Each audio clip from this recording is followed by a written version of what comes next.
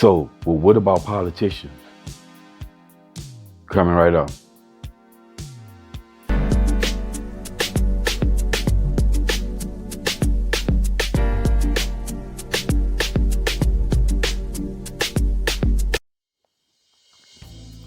What's up, y'all? Welcome back to Common Sense Logic and Reason. And as always, I want to say thank y'all for joining me today. So, Brian Kelly has been fired as the head coach of LSU after a very disappointing fourth season. It just basically, I always thought that he was the answer.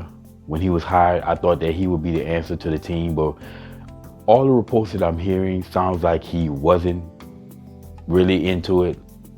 You know, he doesn't understand the culture of Louisiana, and he was just basically ring chasing. And he lost his team.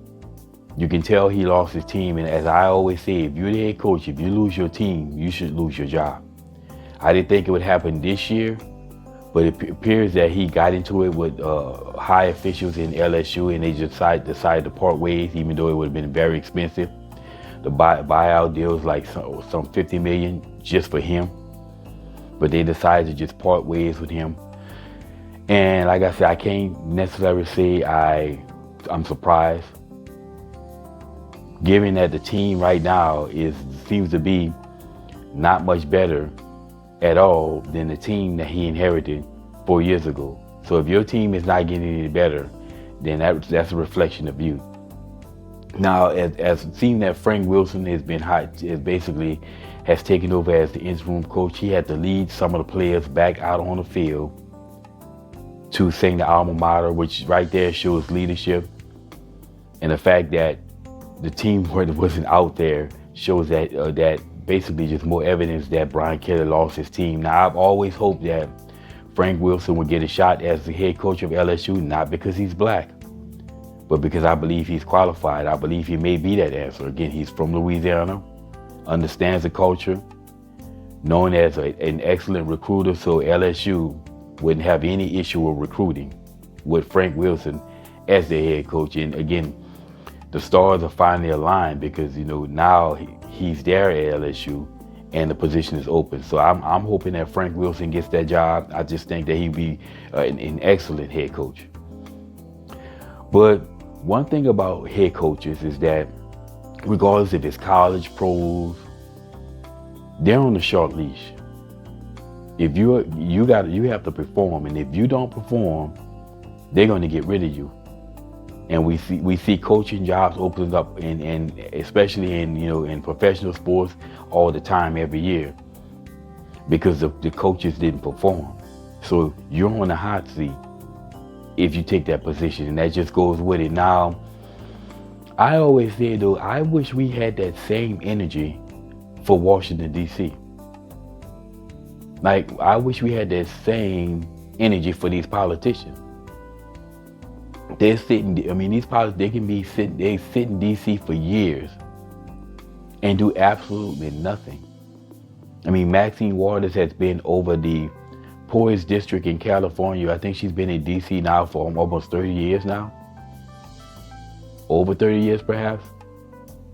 And that district is still the poorest district in California, and they still keep voting for her, which speaks, the fact that they are the poorest district in California speaks volumes of the mentality of the people there. But they keep voting for this woman who's doing absolutely nothing. Right? AOC, this woman is dumb as a box of rocks. Yet the people of New York voted for her? What? I just think if, like I said, if we put as much energy and focus on what's going on with our politicians as we do with our head coaches, I think we'd be much better off as a country. And I can understand why people don't, because when it comes down to sports, we see this every day. We seek it out. We seek to watch out football games, basketball games. So we see it happen before us, as opposed to politicians. It's almost like out of sight, out of mind. They go to D.C. and nobody's searching for them. Even though you can watch C-SPAN and see what's going on in D.C., but nobody's doing it. So I honestly believe it's our civic duty. It's really truly our civic duty as citizens to know who our representatives are in D.C., including myself, because I'm guilty of it as well. We need to know what's going on in D.C. because there's several ways that you can find this out. Now, the place that I go to is Common Cause. I just think that you put your information in your address and they'll tell you any information that you may need, whether it be who's your representatives, or basically federal, state, or local. But this is something that I believe that we as citizens need to take more pride in and need to be more active in knowing who our representatives are and what's going on as far as Congress, because we will be much better as a society right now if we did this, because a lot of these politicians, they go to DC, once they've been there too long, they just get detached from reality and think that they're untouchable because they've been untouchable for all this time because people haven't been keeping up with what's going on in DC. I think we need to end that, and there needs to be more pressure on these politicians. They need to have the same pressure on them as the head coaches.